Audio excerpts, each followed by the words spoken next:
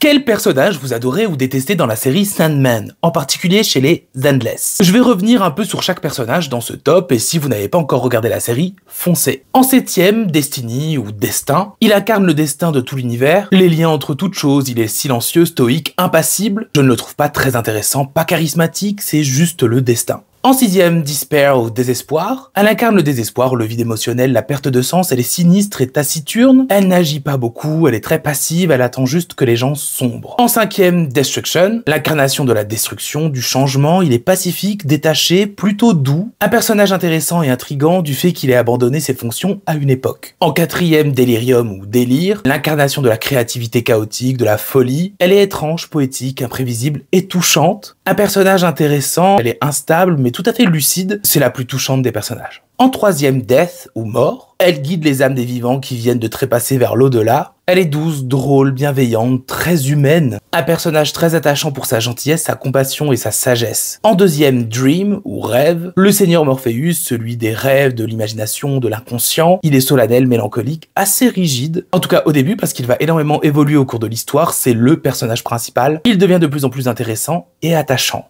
En premier, Desire ou Désir, l'incarnation du désir sous toutes ses formes, ambition, obsession, amour, passion. C'est un manipulateur, un joueur, narcissique, cruel, qui aime semer le chaos chez les humains, mais aussi chez les autres Endless. Le personnage le plus intéressant, le plus marquant. En bonus, Lucifer Morningstar, le personnage le plus fascinant et complexe de cet univers, voire même au-delà.